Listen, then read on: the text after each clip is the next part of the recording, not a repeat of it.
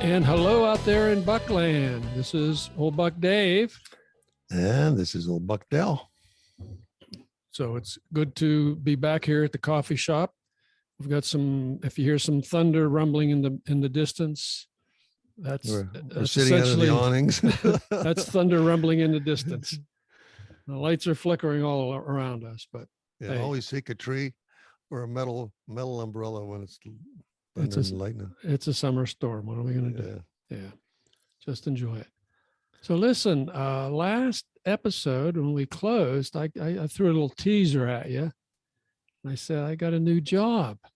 You remember that? I do remember that. Or was that too long ago? No, I do remember that. Yeah. So, I laughed about that for quite a while. Yeah. So here's the rest of the story if you want to hear it. I do want to hear how that. You're dying to hear it, right? No, I'm dying to hear it turn out because, I mean, I can just picture you saying, "Please, sir, can you hire somebody? Can you hire me?" Yeah. Okay. So here's anyway. So my wife. You saw you saw an ad that said help wanted, right? That's no, I did not see a sign that said an ad that said help wanted. Oh. What I saw was my wife shopping in a shoe store. Oh. All right, now short of Imelda Marcos, nobody has more shoes than my wife and her sister. Okay, it's a genetic flaw that they have. Anyway, so I didn't want to spend a ton of time in the shoe store. Walk right next door to the shoe store is a bike shop. Mm-hmm. I thought, well, I need a couple trinkets. I got to go in here and pick up some stuff. And as I'm going in, there's a sign on the front door and it says, mechanics wanted, full or part-time. I thought, whoa, mechanics wanted, bike mechanics. That could be me. So it is right up your alley. So anyway, you've only built 100 bikes from scratch already. So more than that. Anyway, so you went in, huh? I went in. You tucked your shirt in, and I tucked my shirt in. Yeah. Pulled up your fly and went in. It's like you were right there with me. Yeah, I'm telling you, that's the way we do it. So anyway, so I talked to the owner. I said, "Are you serious? You need?" Oh, he says, "Oh yeah, man. We need experienced mechanics, man. We're going crazy here. Selling mainly electric bikes. Okay, bicycles are still in short supply everywhere. They had some, but they're just electric bikes were just flying out the door." And I said, "Well, I was a bike mechanic. I had my own store for 3 years, and then I worked at the shelter for 7 or 8 years." And he said, we said, well, I think this was a Friday. He said, "Come back Monday. Chief mechanic will be here. He'll give you a test. If you pass the test, you got the job." Okay. So, I'm all weekend. I'm staring at the ceiling. What could the test be? Waiting for the call. Yeah. For the call. So I go in and the guy says, "Okay, put this e-bike together." All right, so it's in a box. So they weigh a lot more than bicycles, number one. Okay. Number one. Yeah, I know. Yeah. So anyway, I drag this box over, pop it open. It's got about 47 zip ties on it. Plop, plop, put it up on the rack and go through it. And I'll tell you, I thought, boy, I'm going to crush this. It was a humbling experience. Believe me, it was really humbling because the technology has left me behind. All right. So these bikes are all disc brakes. Some of them are mechanical. Some of them are hydraulics. Of course, they're electric bikes. They weigh a ton. They have different kinds of things that you have to do to them. Did you by any means have to read the instructions? No, boy, that's admitting defeat. Kidding me? True. Never read the instructions, right? Okay. But no, I mean, the chief mechanic, he went through the things that I needed to do. Oh. And he showed me, and a couple things he had to show me again, and he had to show me again. But it was a hoot. It was, as I say, it was a humbling experience. But once I got rolling, it was really a lot of fun. But the bike you built that day, or you worked on, you actually finished it and it ran, it moved, it worked? Believe it or not. Yeah, I think I did 3 bikes that day, maybe 3 or 4 bikes that first day. Wow. I finished my test bike and he said, keep going. So we got more. So, all right, man, I guess that means I'm in. He said, yeah, you're in. So, So you're hired. I'm hired. You passed the test and you're hired. So now I want to know the rest of the story. The rest of the story. Yeah. Well, I'll tell you what, it's fun learning about the newer technology for sure. It's nice air conditioned space. But the best part of this, and this is kind of really the unexpected part, is working with the other mechanics. These are young guys who are, less than half my age in many cases here. And they're all really, really bright guys, and they're really funny guys.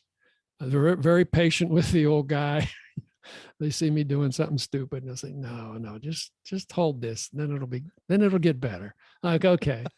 So the chief mechanic is, he looks like, he said, I've been here 17 years.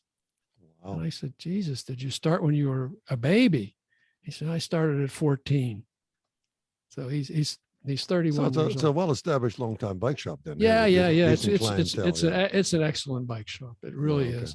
And these guys really have high standards for, for putting the new bikes out and doing the repairs. Well, they really taught me some things. I have some questions. Okay. So what is your basic hours now? It's whenever I want. Okay. It was great. I said to him, I said, here's my phone number. We want to work out a schedule. The owner said, come in whenever you want to come in. Like, wow, this is the best job in the planet, man. You achieved senior status after the first day, huh? As long as your legs will let you make it. I felt pity on this old guy. It's like, yeah, let's keep him back here. So I'm going to tell you, these guys they all came from different backgrounds. They've all been in the business for a while. And there's some teenagers working there too. And they're pretty sharp too, pretty sharp guys and one gal. And, but this one guy, he's pretty much insane, I think. And I'm not going to mention his name or anything. I'm not going to give anything away, or he might be in the same protection program you're in. I don't know. So, the other day we were talking about superpower choices. All right. Mm-hmm. Now this is a choice he gave me just out of the blue. All right. Now listen to this. Now, and I want you to make this choice yourself here. So he said, which would you choose? The ability to breathe underwater, but everything you ate tasted like pennies in your mouth, or the ability to talk to animals where you find out that they all hate you? Now that's a choice. That's the two choices. He came up with that. Yeah. That's this kind of stuff. That's the kind of guy you want to interview. That's the kind of guy. Anyway, I like those options. Anyway, it's been a hoot. It's been a lot of fun. Well, how many days have you worked there? I mean, how many hours have you put in? I've been there a month. I work, I go in like 3 days a week. So the extra $300 a month is helping you. It is. I'm glad. It is. I'm glad. It was touch and go there. It was touch and go. How's the, do you bike over? Do you bike down, or do you? I don't. I've thought about it, but it's some big up and down hills and some traffic. And I thought, safer to ride in a four-wheeler. Safer to drive. Yeah. But, and just out of curiosity, what did the electric bike cost? Any of the ones you built? What did one of them average price? About $2,800. The line that these guys sell is surprisingly inexpensive. It's a great value. I will say the brand name. It's Aventon, and most of them go from $1,200 to $1,800. Oh, that's reasonable. And they got just a dazzling review in Bicycling Magazine, which is why these things just don't even stay on the floor. They're an absolute bargain. They're absolute bargain. I am happy for you that you found a little job. Yeah. To keep you, above water, and I know you have bills, buddy. I know you have a great time doing it, because I got a big staff to pay here too. Yeah, that's right. They're not free. That's right. They're not free. anyhow, all the best and all the best on your new job, Dave. I really So we'll really keep you glad up for to date if any revelations. Get a there. get a good deal on a used bike. I might have to. Hey, Dave. Hey, Hey, I know see if you can Dave. Yeah. organize me something. You got one out there with Yeah. maybe a flat tire, needs a little work. Yeah. I could take it. Yeah. Oh well. All right. Enough of that. Enough of that. Okay. Hey, guess what we got? Letters from afar. Oh, We really haven't read the letters from afar for a while. It's been, I think, negligence on our part, but we've got a bunch of them. I had to rent more cloud space, man, to well, that's good. hold all this stuff. Who's writing about what? Okay, so well, first of all, we got many thumbs up on the Judith interview. Which was nice. People said she led an interesting life, and the Jeopardy part, was really fascinating. And one person said that she was, quote, the perfect choice for Vintage Vixen #1. I thought that was great. I agree. She's a super lady. A super lady. Well, that's good. That's good. And thanks to Dell for coming up with that idea of Judith being our #1. Well, there's a few lists out there that we could. She came to mind quickly. Interesting lady. Yeah. So yeah, we got a lot of nice feedback on the Judith interview, the 2-part interview. Yeah. Now we had some letters on the segment on aliens. Oh yeah, you recall that, don't you? Of course, I do. Okay, now several folks said that we have sensitized them to the alien issue. All right. And they're spotting aliens on a daily basis, man. So you're saying you're telling me that by reading between the lines here that our astute commentary and the ability to perceive these creatures from another planet. Yeah, I mean, I'm looking to see this on other CBS. People to say, I've seen some crazy aliens myself. Yeah. Oh, okay. Yeah. One person, in fact, said cats were aliens. Okay. And this guy said they've already gained control of their human so-called owners. Okay. And that might be true. Yeah, cats may be the aliens who are basically. And that could be true, because it'd be an ideal way to live among us. Yeah. And have us do their bidding, right? Yeah. Yeah. I was just reading a story the other day. The guy said, if there were aliens in space observing us with our cats, who do you think they would pick as the dominant species? Yeah. And who are the ones that are feeding? Yeah, I was saying, I wonder who's in charge there. Yeah, who's in charge? Yeah. Well, that's good. Any other letter? Oh yeah. We got some more here. A guy sent in 2 photographs. All right. Mm-hmm. So these were photographs of a porta potty along a hike and bike trail. All right. Now the first one, is just an outside shot of the porta potty. It's a normal unit. And you open it up. Now on the inside back wall, it has written on it, like in a magic marker, just to make it subtle. It said alien transporter. And then there was an arrow saying see schedule. That little sheet that they post on there is a monthly or whatever, when the guy initials it and dates it that he allegedly cleaned it. Okay.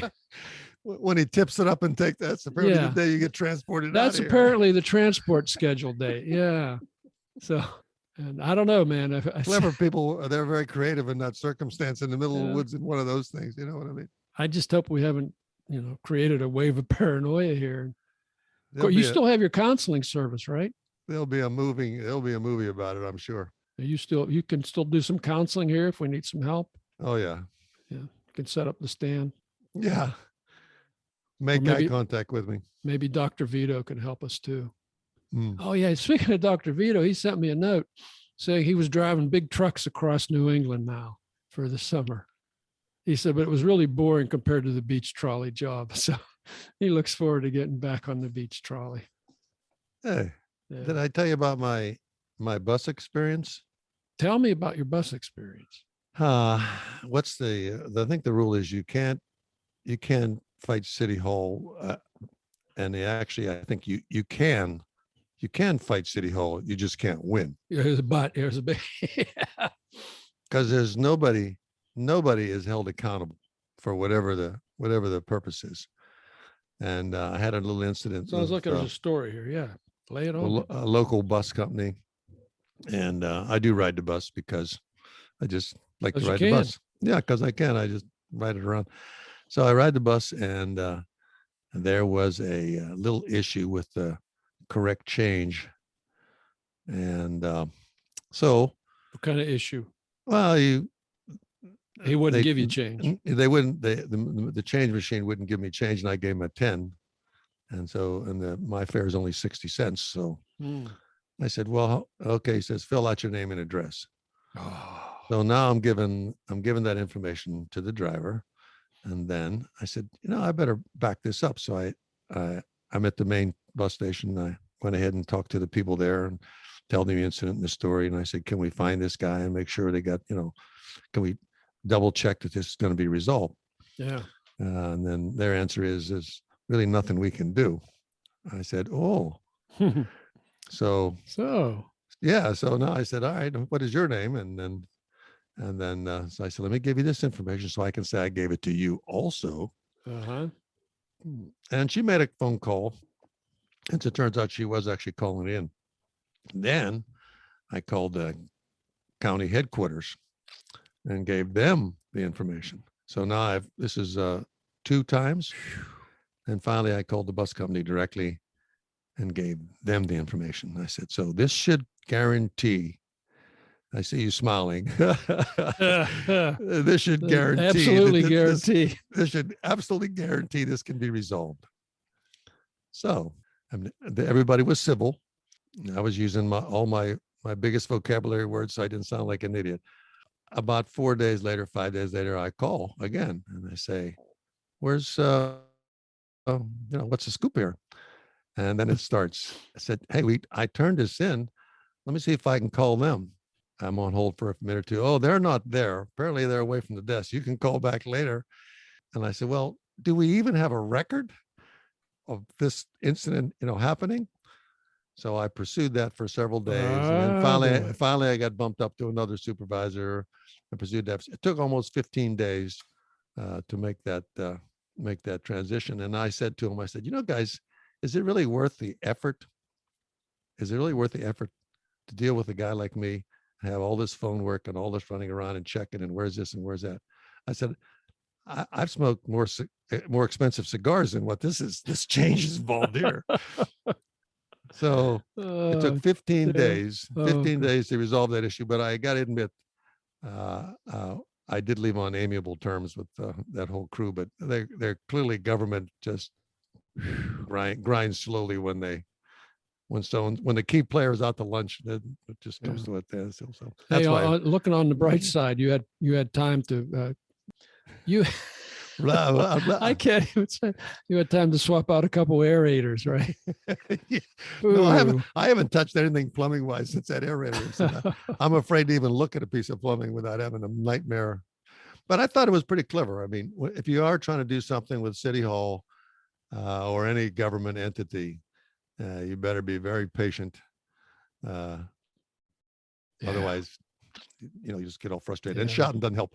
So anyhow, that's my speaking. City Hall story. I know we've spun off the.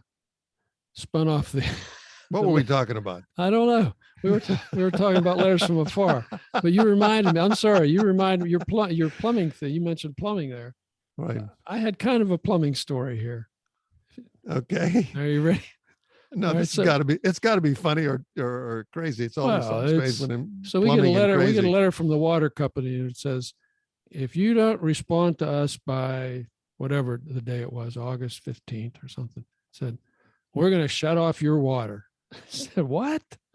And you just got a job. Yeah. Why don't you pay them the $18? Oh gosh. Yeah. It's not like we've been stiffing them or anything.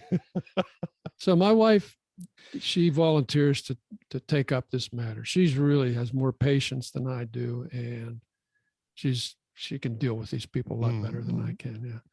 So she called them and she goes back. She says, no, they're not going to really shut off our water. They want to either read the meter or change out the meter. I'm not sure which. I said, okay.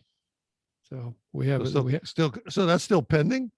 Well, here's what happened. Oh, okay. So they scheduled a visit for last Monday. The water meter is actually, it's behind a couple panels that I have to remove. And I have just a couple screws in them. So it's zip, zip, zip. When I remodeled the bathroom, I kind of closed that part in, but it's easy to open up. So I did. And so I said to my wife, I said, I hope they send a skinny guy, because, the opening is 15.5 inches wide. Now, I can fit through there. You could fit through there, but so guess what? So I hear the doorbell rings. I can imagine what's going to happen. And I'm wondering, what's this guy going to look like? It's like, he's like a junior sumo wrestler. I said, buddy, he says, I said, what are you going to do? You're going to read the meter? He says, no, I got to change out the meter. He said, they don't want any meters older than 5 years old. I said, well, just follow me, man. You're going to have some fun here. He says, whoa, I don't know if I can get in there. So we try to wedge him in there. I didn't know whether to get the lard out or what to help him out. But he said, he was just a real sweet guy. And he said, there's no way I'm going to get in there. Okay, I'm sorry. He said, we're going to have to send a skinny guy back. And he said, I better take some pictures of this. He said, guys come back, say they give all kind of reasons why they can't get the job done. He wants to be on the safe side. He said, yeah. He said, you realize the grief I'm going to get when I go back to the shop. I couldn't fit in there. He said, oh man. Oh, but anyway, so never got changed. Well, so no, they're going to reschedule it at some point. So at some point we'll get a new water meter, I think. I even volunteered to the guy. I said, look, I'll go in there and change it out. Just give me the meter. He said, oh, no, we can't do that. Liability. Okay. So then you should have said, listen, how about if I go in and take it off and I hand it to you? Yeah. Anyhow, you know what would happen? It would never stop leaking. And he was really a terrific guy. He had a great sense of humor, and we yucked it up. And that falls into it's always something. It's always something. Always something. So do you want to hear about let's go back to the letters from afar here. Yeah, throw another one. All right. Well, we talked about billionaires in space. Remember that? So one person wrote in and said he thought I was too tough on Elon Musk, saying it is quote, it is clear you really don't like him at all. Unquote. End quote. So I can't say that I dislike the guy. Did I say? Yeah, you realize you're saying that?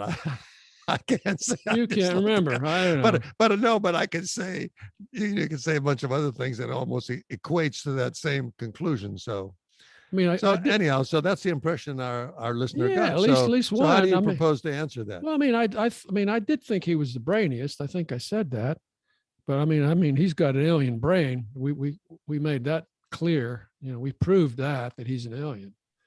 Well, he wants, like I said, he wants to get back. He wants to go home. I'll tell you this, if there was a dance contest and he was the only other entrant, I'd sign up.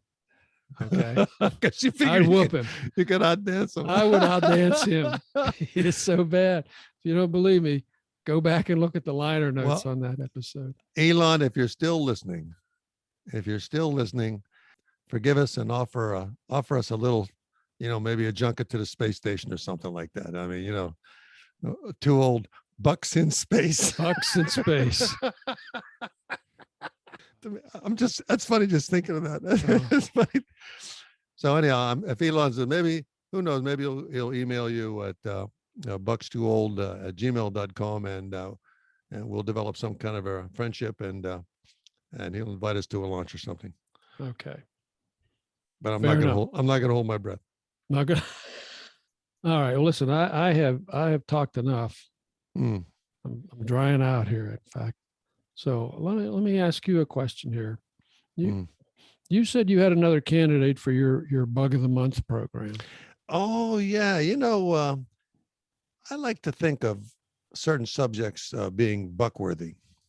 And what I mean by that is that. What do you mean by that? Yeah. Well, buckworthy is a topic that merits our conversation and bringing it to our 2 or 3 listeners I mean, Okay. we were on top of a lot of stuff before it became, Yep. on news on CBS or something like that. CBS. I hate those people. So something caught me the other day. I was reading about some species that were sort of being extinct.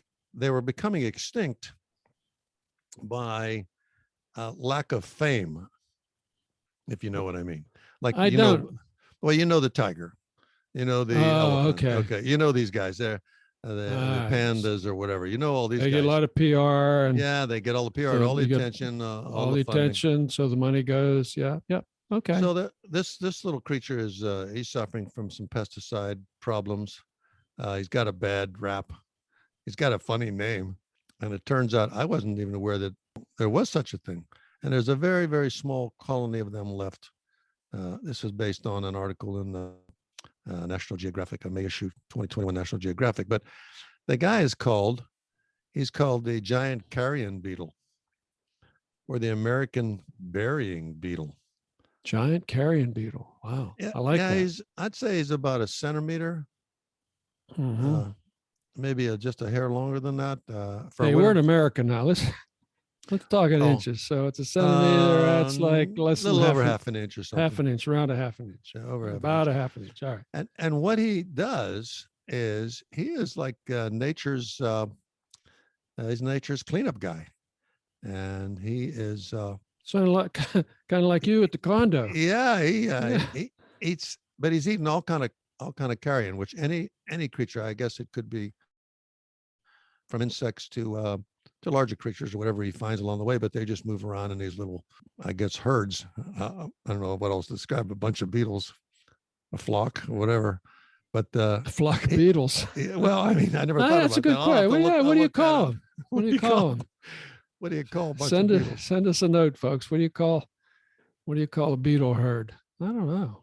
So he's a carrion beetle, and I said carrion beetle. I never heard of that before, and then I'm thinking, he's being wiped out by pesticides and environmental issues, loss of territory, but he's getting no support. So here's a creature that's kind of essential to keeping the tiny little things clean and scooped up and taken care of. And since he's not fancy and big and doesn't have a funding site or the poor little guy is slowly withering away. He's slowly down to just a few little colonies around the country. Used to be in 35 states, but now very few of them. So wow, I didn't know that. Didn't know that. So the carrion beetle is our next little bug story that caught my attention, and we're probably the first ones to mention that. I suppose. Should we set up a carrion beetle defense fund or something like that? Maybe. I don't know. Maybe there's somebody out there that's. I mean, there's pests that they are trying to get rid of, but this little guy needs to be saved so he can. Like I said, he's wandering around cleaning all kind of. I imagine little lizards. Just imagine all the little dead carcasses that are around that these guys take care of. So anyhow, that's my bug story. That's your bug story. Okay. Well, listen, maybe if we maybe our listeners can send us some PayPal money to BUCKSTWOOLD@gmail. Yeah. Well, I promise we'll take care of carrion beetles with him. American burying beetle. I thought that was American interesting burying beetle. Yeah. So. By the way, do not send money. Okay, folks, don't send money to PayPal. They'll just go out and waste it on cigars. Yeah, we do not solicit funds. Now that Dave's got a job. That's right. Oh, jeez. I told you, you just squandered your youth on fast cars. I tell you, that's what you did. Well, listen, since you're on like an intellectual roll here. Oh, I know you sent me an email the other day on this book you read called Killer Angles. No. I mean, angels, killer angels. So this was your spelling. Yeah, but you know what I mean problem. when I write letters, when I change a letter in a word that I like angels and angles, we know homicidal triangles or something. I didn't know what was going on. This is actually a fascinating story by Michael Shaw, I think, Shaala. Shala. Anyhow, a guy handed it to me. He said, "You might like this." And it's a small book, maybe 300 and some pages, and it's a story of the Battle of Gettysburg. But I said, I know, I'm pretty familiar with that and all that. But the perspective that he wrote on for some characters that don't, that weren't really prominent in the sort of the history books. I mean, Lee is mentioned and the various colonels and, on both sides. And I thought maybe it would kind of be a biased perspective but it just turns out that the whole nature of that conflict, where they had friends on both sides of the battle, they would go back and forth between one side activities and the other side's activities, the Union and the Southern forces. And okay, looked at both perspectives. Looking at, and they were talking like they were there, like somebody was there listening to this conversation. You know how they take a historical Van Ed dialogue to it, mm-hmm. but they do it by painting a picture of the reality of the situation.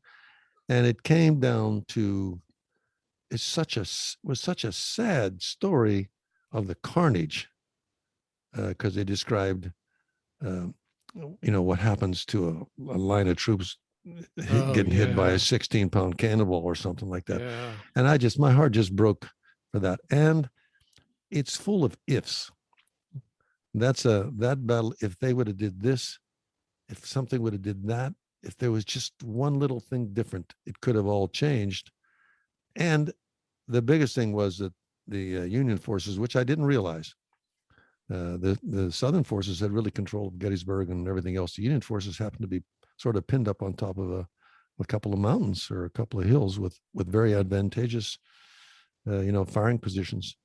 And if they'd have just left, if the Southern forces would just sort of march south, they probably would have saved a lot of grief. But it just seems like there they are. This is our enemy. Okay. We can end this now if we just go up there and do this. And I said, And the advice was, we really can't. It's a very defensible position. It doesn't look like we can beat them if we just charge up in an open field. And then, of course, they described that.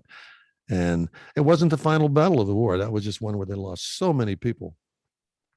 That kind of was a turning point. I mean, it was a turning point, and they made their way back south again under some trying conditions. But if you can imagine the carnage of those things and the caliber of weapons that were fired and the cannons and everything, and I just was really captivated by this book. I read it like nonstop for 2 days until your eyes hurt. Mm-hmm. I don't recommend it for everybody, but it was one of those books. Everybody should have a book like that they love so much or they thought was so interesting. So that just happened to be one that I stumbled upon. So how many stars out of 5? Oh, that was definitely a 5-star read. 5-star Killer Angels by Michael. It was not what I expected as a Gettysburg battle story. It was a sad story of real people. Hey, I've talked enough. Let's say goodbye. Let's give the folks a rest. This is Old Buck Dell saying goodbye. And this is Old Buck Dave saying goodbye. See y'all next time, folks. Come on back.